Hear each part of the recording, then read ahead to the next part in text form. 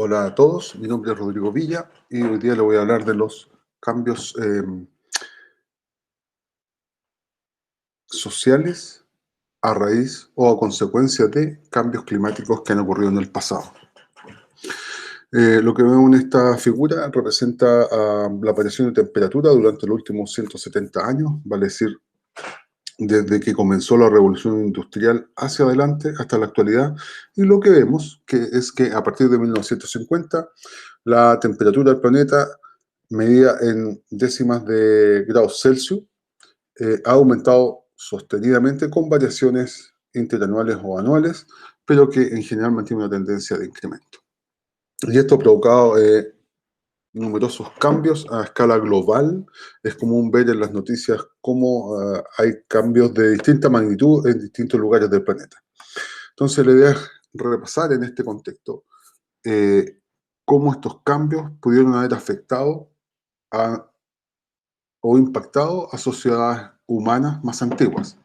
Es decir, en los tiempos de historia que tenemos de nuestro planeta, de expansión cultural de nuestra especie, cómo cambios climáticos o cómo han respondido esas sociedades ante estos cambios climáticos. ¿Qué nos muestra la historia, por una parte, y cómo la ciencia de la paleoclimatología puede colaborarnos a comprender estos cambios? Entonces, en esta figura que caricaturiza en parte los cambios que han ocurrido durante los últimos 11.000 años, lo pueden ver aquí en la escala de abajo, 11.000 años, la temperatura en particular para el hemisferio norte, en azul se ve periodos fríos, y en cálido, o sea, en rojo se ven periodos más cálidos, o sea, anomalías positivas de temperatura, momentos cálidos, y uno puede reconocer ciertos cambios que han ocurrido durante el predominio de condiciones levemente más cálidas, por ejemplo, el máximo del Imperio Romano o la máxima expansión del Imperio Maya también durante dos periodos cálidos, o también la ocurrencia de periodos más fríos, como en el caso de la Pequeña del Hielo. Entonces, quiero mostrarle algunos ejemplos. Voy a partir tal vez con el primero, un poquito más basado un poco más en el cine, con esta caricaturización de este actor. La pregunta es, ¿quién es o qué película corresponde esta imagen que están viendo en sus pantallas? Eh, si lo sabe, probablemente usted dirá, es el Rey Escorpión. Por supuesto, es el Rey Escorpión, donde trabaja La Roca.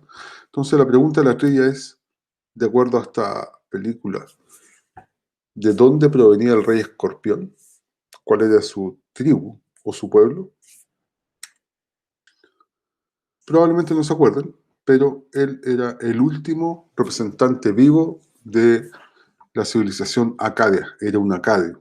Y el imperio acadio es o proviene en el reino o se genera en el reino en la Mesopotamia, y que se forma a partir de las conquistas que hace el rey Sargón I de Akkad, que tiene que ver con esta extensión en el sector del Golfo Pérsico, ya en este sector, y su máximo esplendor ocurrió entre los años 2300 y 2200 antes de Cristo. Esto quiere o significa hace unos 4300, 4200 años antes del presente. ¿Qué tiene que ver esto con el paleoclima? Lo que ocurre es que este imperio tuvo un máximo esplendor, como indicado, alrededor de 4300, 4200, y después de eso una declinación de su esplendor. Y la pregunta es, ¿qué causó esa declinación? Bueno, aquí tienen una imagen de la ciudad abandonada de Tel Leilán, en el centro del Imperio Acadio, y lo que ven acá es un registro marino del Golfo de Omán, y lo que muestra son análisis de estos sedimentos.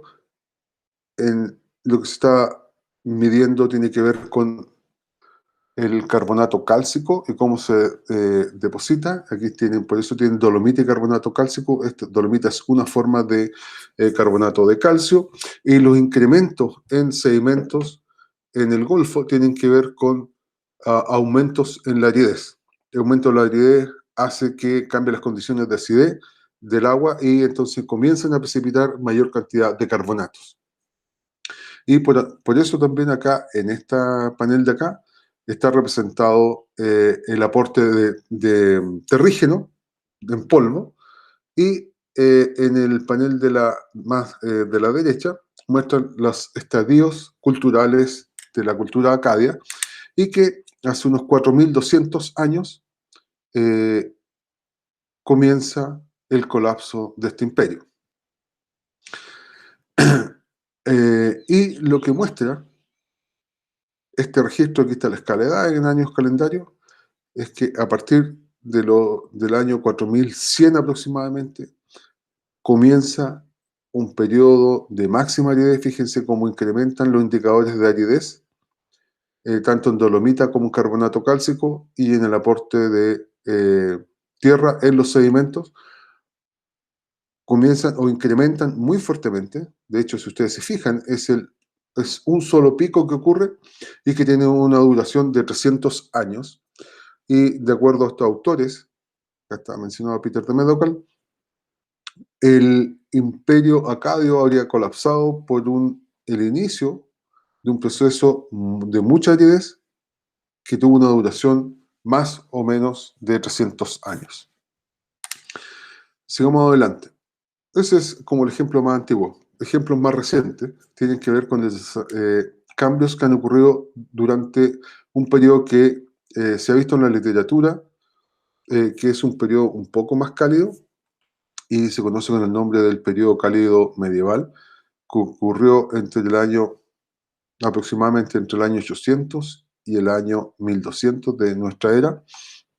Aquí está la escala de edad, aquí está el nacimiento de Cristo, este es el año actual, y aquí está la variación de las temperaturas respecto al promedio 1950-1900, del año 2000. Entonces este periodo es más cálido y vamos a concentrar entonces algún ejemplo que conocemos de la literatura en este segmento.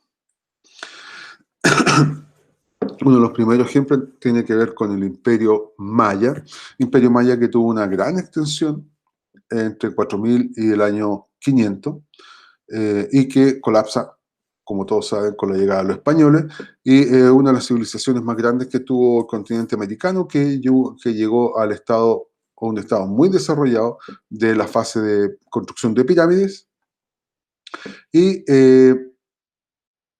lo que se ha visto en la literatura arqueológica e histórica es que ocurre el colapso de lo que se llama el periodo clásico en la historia y que estuvo marcado por el abandono de las ciudades, el fin de dinastías y el desplazamiento del foco de actividades hacia el norte en Península de Yucatán, como se puede ver en este mapa que están viendo acá. En puntos se muestran todos los sitios clásicos del periodo clásico desde el año 100 al año 900, que están todos ubicados hacia el sector sur, mientras que los sitios postclásicos, o sea, post el colapso del periodo clásico, se ubican inmediatamente hacia el norte. Esto implica que efectivamente hay un desplazamiento desde las secciones más sur de Península en Yucatán hacia el norte. Y lo que se ha propuesto en la literatura tiene que ver con distintos tipos de causas, desde que una guerra interna, una sobrepoblación que provocó un grave deterioro del ambiente donde ellos vivían y también condiciones ambientales como sequías. Veamos qué nos muestran los datos. Lo que tienen acá son análisis de sedimentos de lagos, el lago Chichán Canab y el lago Punta Laguna, los dos en Yucatán, México, y está mostrado la cantidad de sulfuro, o sea, un indicador de aridez, y también isótopos de oxígeno a partir de carbonato o conchas de moluscos.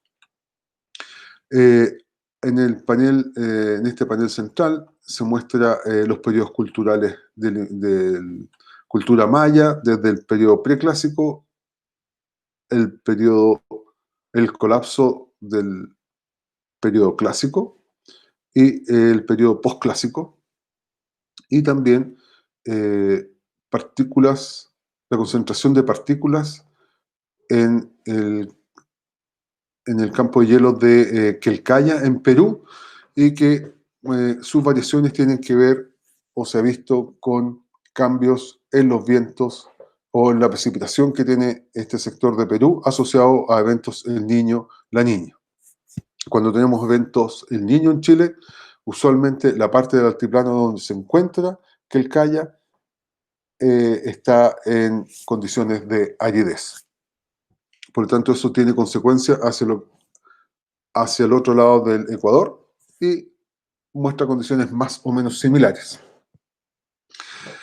Fíjense que estos resultados de los porcentajes de sulfuro asociados con el incremento de partículas muestran que entre el año 1200 y el año 1000 ocurrió un incremento de la aridez, como está indicado por el incremento de sulfuro y el incremento de las condiciones de eh,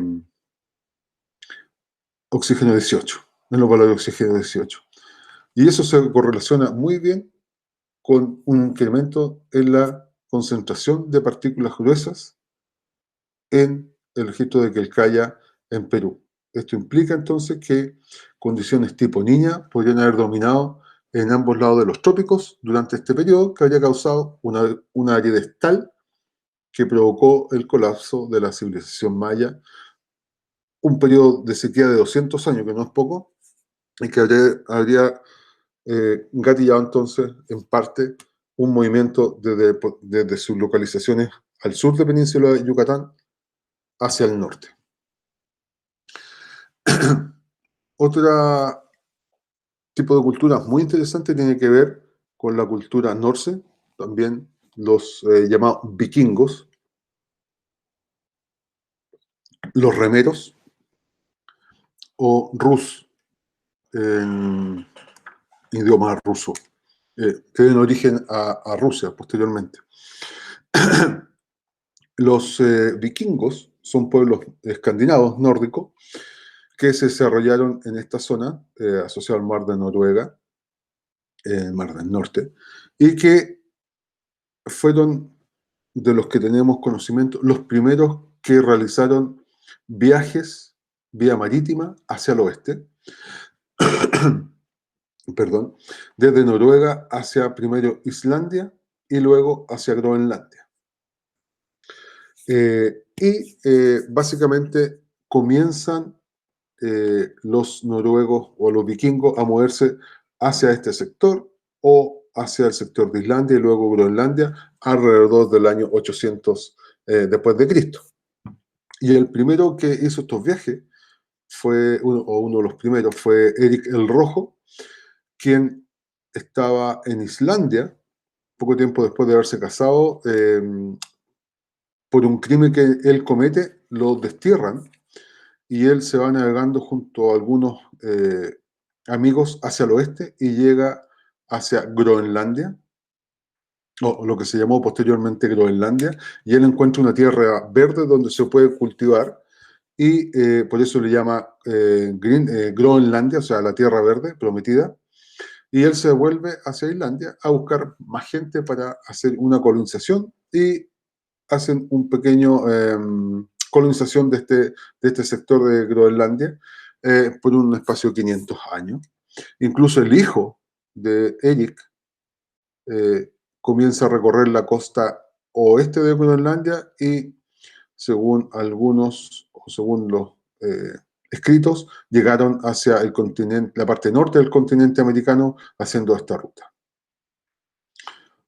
Súper bien. De hecho, se dicen en tales escritos que en estos sectores estuvieron habitando de manera intermitente entre el año 1010 y 1025 aproximadamente. Y esto es para mostrar un esquema de los movimientos que tenían los vikingos, que no eran pocos, o sea, era la parte de Noruega, Suecia, se van hacia el oeste, Islandia, Groenlandia, la parte norte del continente americano, pero también, por supuesto, como todos saben, asolaron todo Reino Unido. De hecho, se asentaron en Reino Unido y muchos fueron, o sus descendientes de los primeros colonos vikingos, fueron reyes eh, de Reino Unido, pero también se metieron a la parte norte de Europa, que por supuesto en Normandía, pero también ellos se metían a lo que actualmente es Rusia para llegar hacia estos sectores y ellos fundaron Kiev, esta ciudad, esta hermosa ciudad, en este lugar, y lo que hacían aquí era comercio de esclavos blancos y llevaban después se conectaban con la ruta a la seda, entonces hacían toda una ruta de mucho comercio, tránsito, tráfico de materiales que después volvían hacia, llenos de oro y mucha riqueza, hacia Noruega. Entonces fueron los primeros desarrolladores del comercio en ese tiempo global. Tenemos esa herencia. Y aquí tienen una lista de actividades que ocurren desde que el año 982 llegó Eric el Rojo y nombra Groenlandia hasta que desaparece la población de vikingos en Groenlandia en el año 1480, 1500 más o menos. Recuerden que estamos, voy a retroceder un poquito, de acuerdo a esta imagen, los vikingos llegaron a partir del año 800 a Groenlandia y se fueron hacia el año 1500. Entonces pasan o llegan justo con un periodo muy cálido y desaparecen cuando ya estamos entrando en un periodo muy frío. Veamos qué nos muestran los datos. Aquí tengo varios ejemplos, son relativamente antiguos, sobre las causas que explican la desaparición de los vikingos o la cultura norse en Groenlandia. Y aquí pueden ver, por ejemplo, la composición isotópica del hueso humano de los vikingos en Groenlandia, carbono 13. Aquí pueden ver distintos tipos de grupos humanos, de esquimales, por ejemplo, en Groenlandia, en este sector. Esta es la variación, este es el contenido relativo de carbono 13. Entonces, en el lado izquierdo están 100% marinos y en el lado derecho 100% terrestre. Cuando la comida es 100% terrestre, tienen estos valores y lo mismo ocurre cuando la comida es solo marina. Y fíjense que los vikingos, o los huesos de vikingo en este sector, tenían una dieta muy equilibrada. O sea, no era ni estrictamente marina ni estrictamente terrestre. Así que, súper bien. Así que parece que la alimentación tal vez no fue un problema que causó la desaparición de los vikingos. Y aquí se muestra la dieta de los vikingos a través de 500 años. Fíjense que desde que llegaron a Groenlandia hasta que desaparecen, y aquí se puede ver en este eje y la fracción del alimento marino en porcentaje. Fíjense que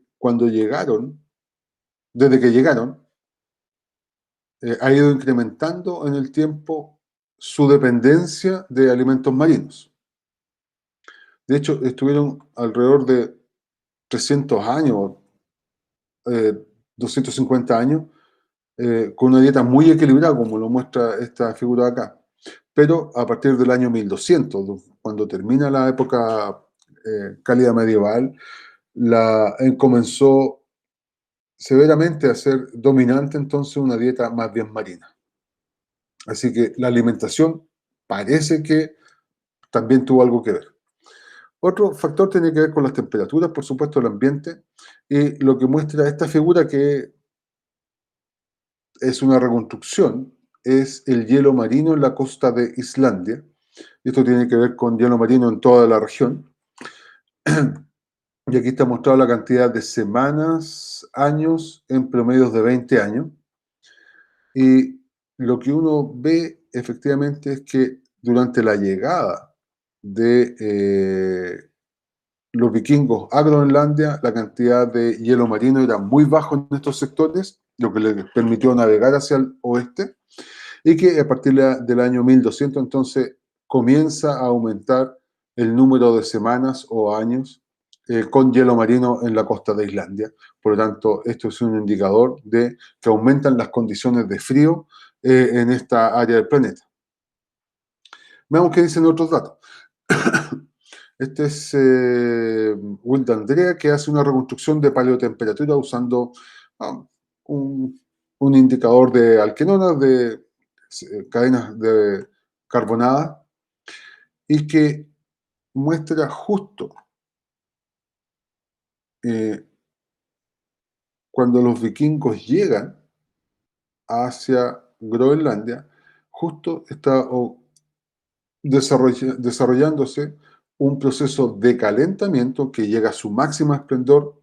Estas son desviaciones, o sea, 8 grados, la temperatura entre 6 y 8 grados, o sea, un calentamiento casi 2 grados Celsius ambiental, que llega a su máximo alrededor del año 900 y que de ahí entonces empieza a caer, empieza en el año, estos años antes, calendario antes del presente, entonces comienza en el año 1100 este calentamiento, justo cuando los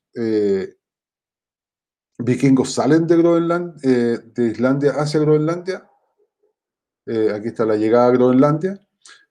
Súper bien, y a contar del año 1100 o 900 años antes del presente, comienza un agudo enfriamiento cuyo mínimo ocurre en el año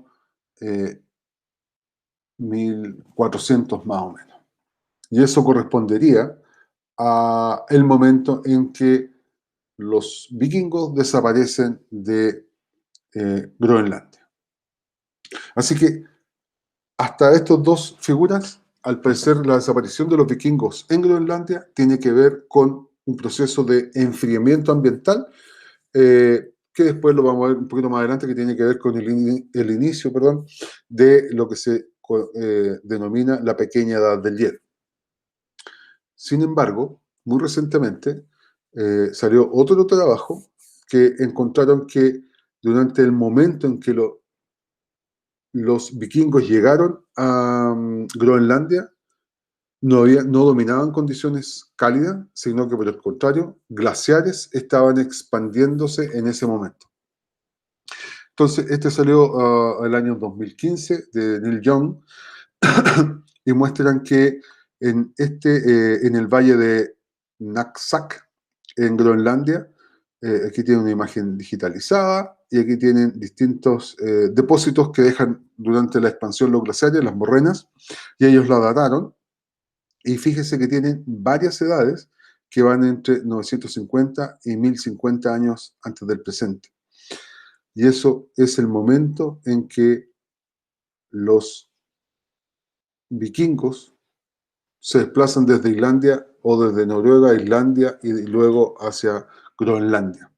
Entonces, las condiciones al parecer no fueron homogéneas en toda la parte norte del hemisferio norte, pero sí que pudieron permitir la navegación. De hecho, en esta figura lo que se muestra es la probabilidad de la edad. En realidad están indicando acá cuándo ocurrió esta expansión de glaciares. Acá está, en esta zona. Fíjense acá abajo está en esta barra más gris se muestra la dimensión temporal que tuvo la ocupación de los vikingos en Groenlandia desde desde el año 985 hasta 1450. Así que, y eso se muestra con, o se compara con modificaciones de las temperaturas que va rápidamente enfriándose hacia el término de la ocupación de los vikingos en esta área. A pesar de esta compilación de datos, lo que uno ve es que a pesar de que hay extensión de glaciares en esta zona, hay un momento frío que contrasta con datos de aumento de las temperaturas. Así que ahora, en realidad, no está tan claro si es que la desaparición o la llegada de los vikingos a estas zonas tiene que ver con predominio o no de condiciones climáticas cálidas en este sector. Este es otro ejemplo, voy a ir un poquito más reciente, una historia que me encanta mucho, y esta es la imagen que representa a un rey espectacular que trajo mucho desarrollo a su pueblo, pero también mucho desamparo y destrozo hacia otras naciones. Él decía: yo soy el castigo de Dios. Si no hubieras cometido grandes pecados, Dios no habría enviado un castigo como yo sobre ti. Y él es Temujin, que significa el mejor acero, pertenecía a este clan. Su padre fue expulsado de donde vivía y él vuelve con mucho odio cargado para unir esta gran nación y hacerla una sola. También Temujin se ha visto, o se supone que es el hombre supremo de la tierra, si fue bautizado, y fue nombrado como príncipe universal y el gran Khan. Él es Genghis Khan, es el hombre que fue expulsado, su familia fue expulsada de Mongolia y que regresa para formar lo que se conoció posteriormente como el Gran Imperio Mongol, que fue el imperio más grande que se ha conocido en la faz de la Tierra en los tiempos históricos. Fíjense las dimensiones que alcanzó a tener, mucho más grande, por supuesto, que el Imperio Romano, y que su dominio entonces comienza de 100 años, este imperio se hace gigantesco, y los mongoles eran, o se han visto siempre en la población, eh, por, por lo que muestra Hollywood, básicamente, como gente que era desalmada y solo asesinaban y destruían. Sin embargo, los mongoles fueron mucho más que eso, fueron grandes arquitectos, grandes constructores y grandes desarrolladores, no tan solo de la arte de la guerra, sino que también en los artefactos que construían para mejorar sus aptitudes de la guerra. Fueron grandes cabalgadores también. Eh, pero Genghis Khan, el más despiadado de todos, se ha propuesto o se ha dicho en la literatura que tuvo unas 300 esposas y que el lugar que conquistaba violaba a todas las mujeres que podía.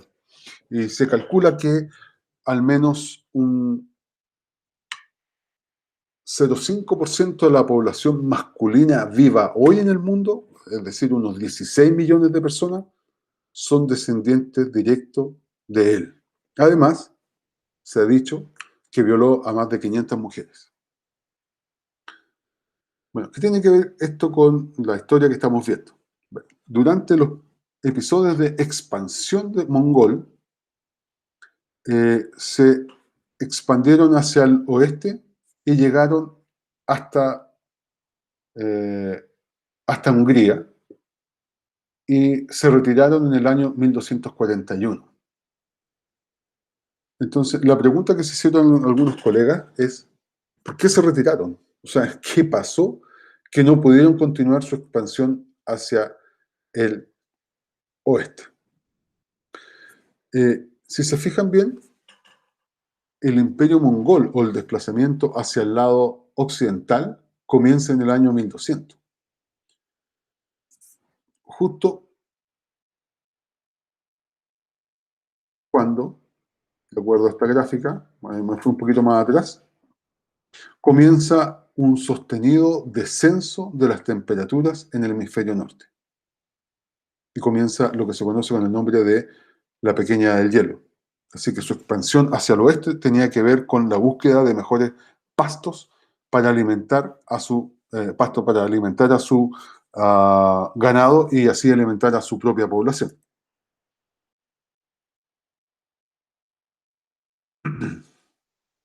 Entonces, llegó hasta el oeste, hasta Hungría, y ahí se tuvo que retirar. Veamos qué nos muestra las evidencias paleoclimatológicas. Y lo que ven aquí es un trabajo relativamente reciente, eh, y muestra una reconstrucción climática en general de la precipitación en base a análisis o registros de anillos de árboles en Europa. Y para los últimos 1000 años, aquí está 1000 y aquí estamos en el año 2000, y muestra entonces distintos tipos de momentos en la historia de esta región que se pueden unir entonces con la historia también mongola. Aquí tenemos un periodo que es más húmedo, entre el año 1200 y el 1220,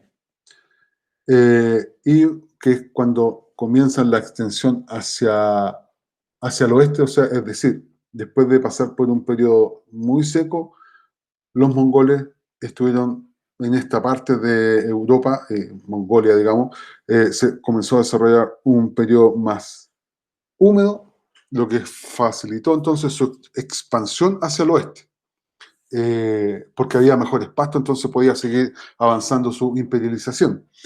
Sin embargo, en el año 1240, 1241, fíjense que justo como muestra este registro, hay un periodo muy seco, que dura 1 o 2 años.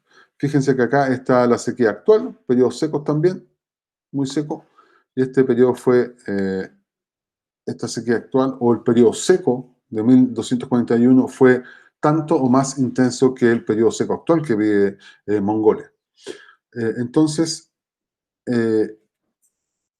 eso es una reconstrucción de las condiciones de Mongolia.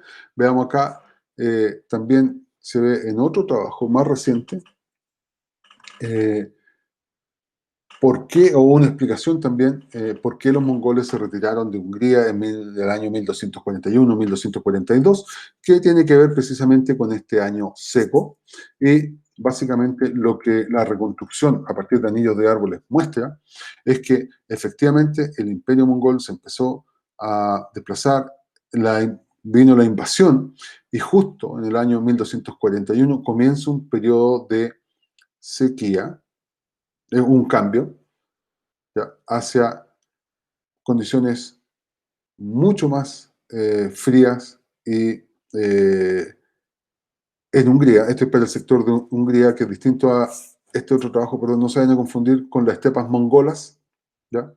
Que las condiciones acá eran más secas, pero que en Hungría les tocó, estaba desarrollándose la invasión, y justo en el año 1241 les tocó un invierno particularmente crudo, muy baja temperatura y mucha precipitación, y como dice acá, persistentes nevadas, ríos congelados, inundaciones, eh, pobre vegetación, etc. Y expansión de hambruna. Entonces, eso hizo que el imperio mongol se retirara de esa zona y retrocediera hacia el este.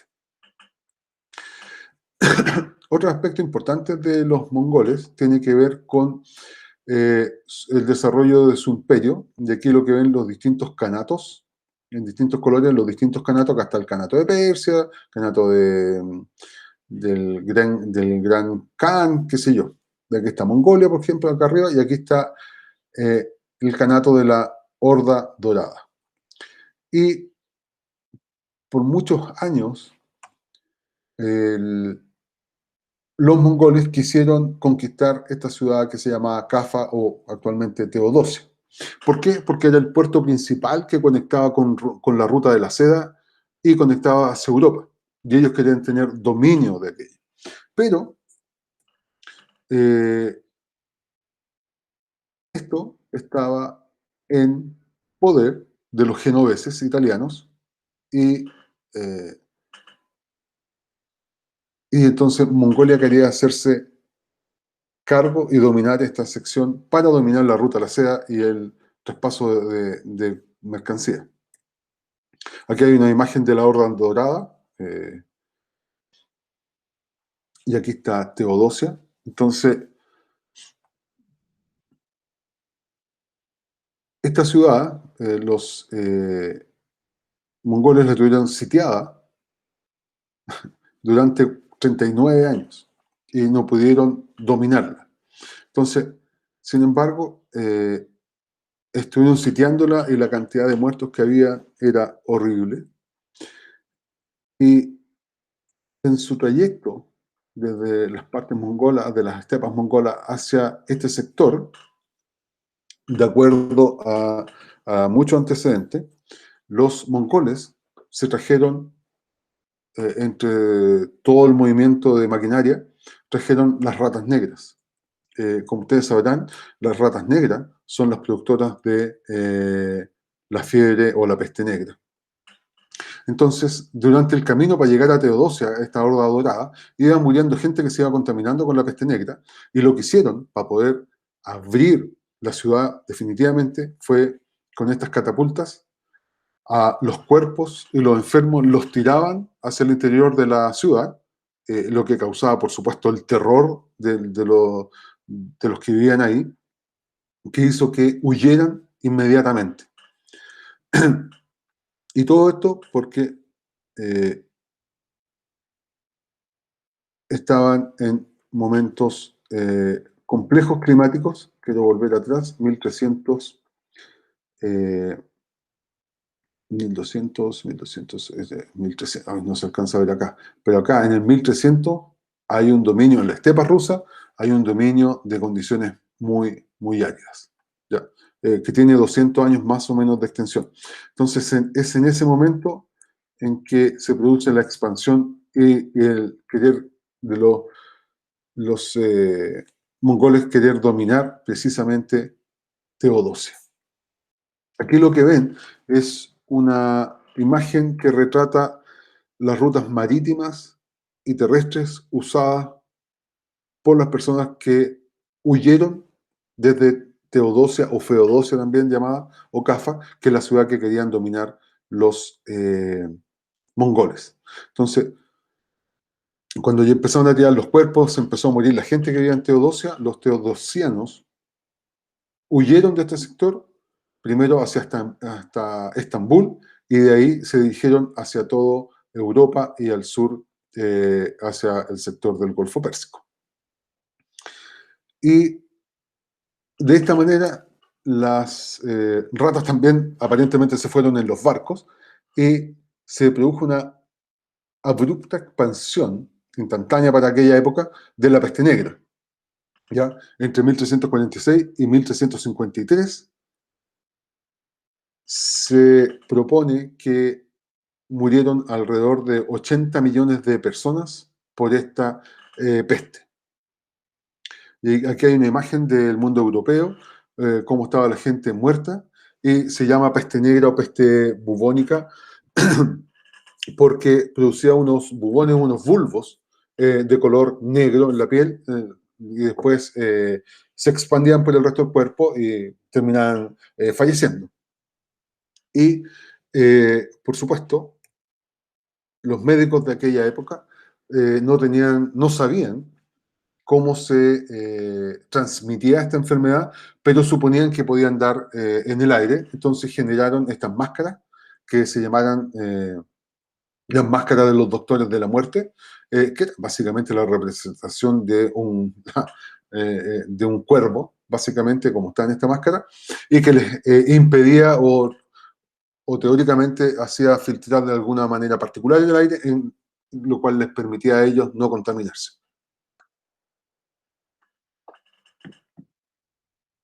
Sin embargo, ellos no sabían que, o hasta hace poco, lo que se proponía es que las ratas no eran las ratas en sí las que transmitían la enfermedad, sino que algunos huéspedes como pulgas, que consumen sangre, transmitían la enfermedad. Sin embargo, un paper reciente, hace unos años, han mostrado que, al parecer, las pulgas de las ratas no fueron las causantes de esta enfermedad, sino más bien fueron los parásitos humanos, como en aquella época. No se bañaban muy bien, porque estamos hablando de 1200, 1300, o sea, ya estábamos en una época fría, habrían sido efectivamente los causantes de la dispersión de esta enfermedad y que haya asesinado a tantas personas en el mundo conocido en ese momento. Perdón. Vamos a continuar. Ahora, ¿qué pasa durante lo que se conoce con el periodo de la pequeña edad del hielo?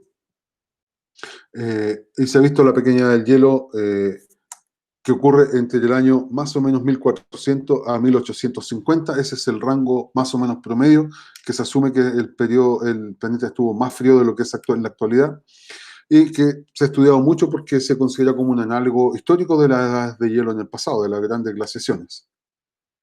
Y esto retrata la dominancia de inviernos muy, muy calurosos en el norte de Europa, donde los ríos y lagos se congelaban todos los años, y la mayoría de las pinturas en Europa indican o cielos muy oscuros o lagos y ríos congelados. Y también lo que se ha visto es que durante este momento muchos glaciares expandieron a nivel global, y aquí hay una imagen, una comparación desde el año 1850, una pintura del año 1850 del glaciar Argentière en Francia, y fíjense cómo está acá junto a este pequeño poblado. Ahí se puede ver la torre de la iglesia para comparación. Aquí está en una fotografía reciente del año 66, y ven todo lo que retrocedió varios kilómetros este glaciar en esta zona, ¿ya? Entonces, esto demuestra que eran momentos muy, muy fríos comparado con lo que estamos viviendo en la actualidad. Pero esto tuvo muchas consecuencias, este periodo frío tuvo muchas consecuencias para la gente que vivía en Europa. Por ejemplo, acá estimación en este gráfico, estimación de temperatura anual en base a indicadores sociales y políticos, y la temperatura se ve que baja al menos 1 grado basándose en este estimador entre 1600, 1550 y 1800 y poco.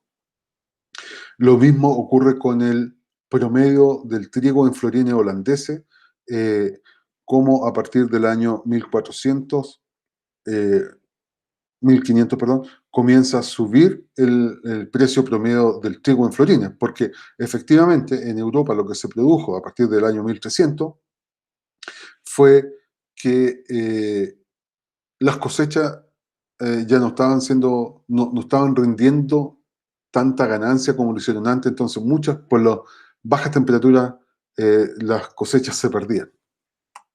¿Ya? Esto es algo muy, muy cualitativo. La apreciación de la severidad de los inviernos en París y Londres, eh, eh, según Schneider, la severidad del invierno si era frío o cálido, y fíjense aquí hay una dominancia de condiciones muy, muy frías entre el año 1550 y el año 1850.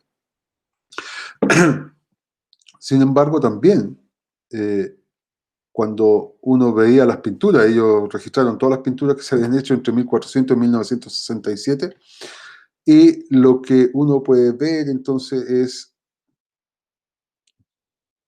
en qué periodo domina condiciones que siempre son oscuras o muy nubosas, y lo que uno ve es que entre 1550 y 1850 hay dominancia de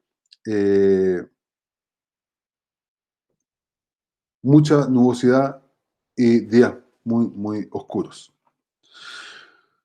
Sin embargo, a pesar de toda esta apreciación de problemas económicos que trajo a Europa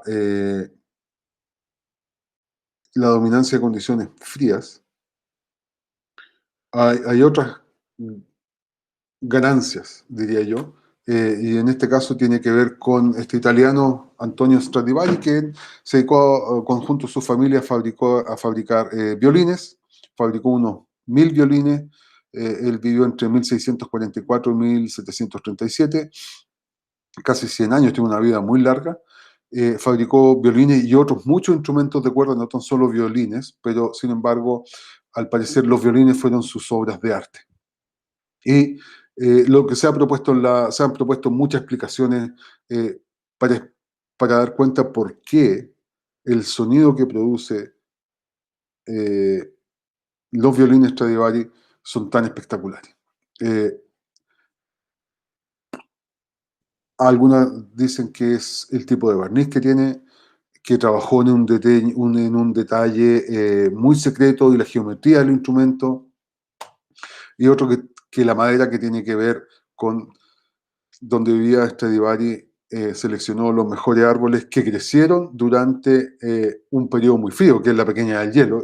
Y al crecer en un periodo muy frío, la madera es más compacta y por lo tanto eso da mejor resistencia y mejor sonido, mecánica, tiene una mejor mecánica sonora.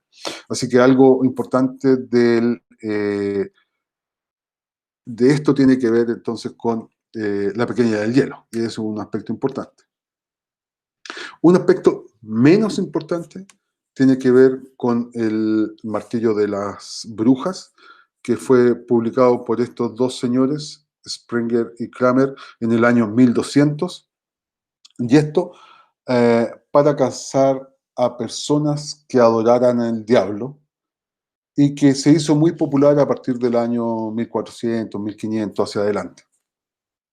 Y esto porque lo que se vio es que los inviernos crudos empezaron a afectar con mayor frecuencia a Europa y la gente empezó a morir de hambre y la gente empezó a comer de todo. Entonces, aquella gente que comía muchas hierbas, había muchas de hierbería, fueron injustamente acusados de brujería y en particular las mujeres, que eran las que se preocupaban de la comida.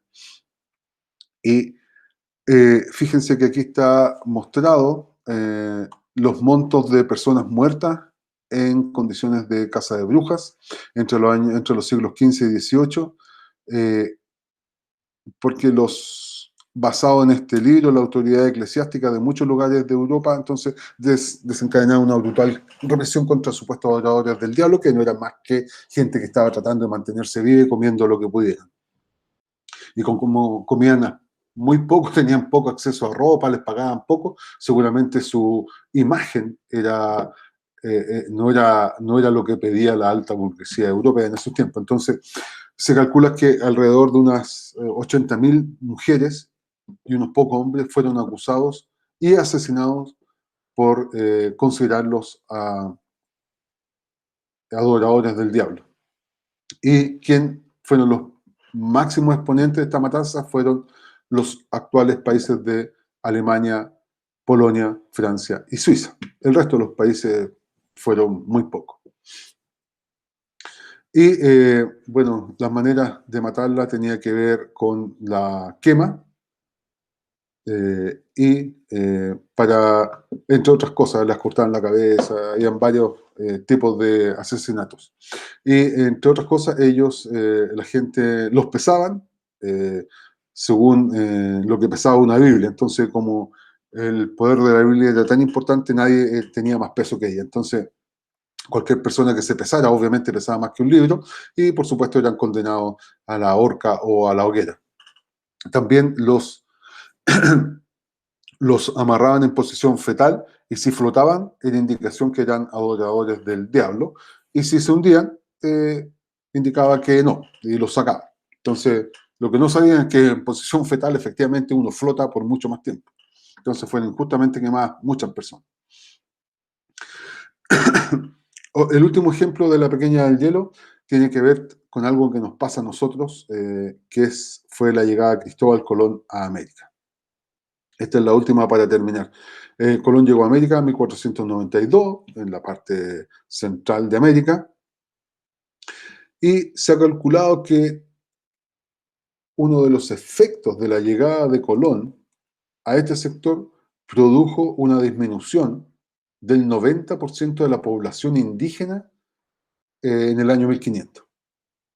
¿Y cuántas personas vivían en América? Más o menos, se calcula que, como ven acá, unos 60 millones de personas.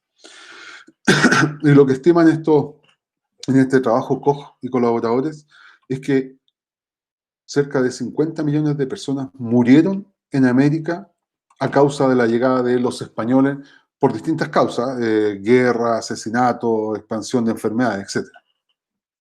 ¿Cuál fue la consecuencia de eso? De acuerdo a los datos que ellos presentan, eh, las reconstrucciones de CO2 muestran que hubo una disminución de CO2 desde que comenzó la llegada o a partir de la llegada de Colón a América, y que eso estuvo asociado una disminución en las temperaturas globales de casi 0,2 décimas de grado. Lo que es interesante, entonces tenemos un efecto de cómo la llegada de Colón disminuyó la población de América y eso eventualmente podría haber tenido perdón, un efecto sobre la emisión de CO2 y las temperaturas globales del planeta. Ya, con esto quiero terminar, jóvenes.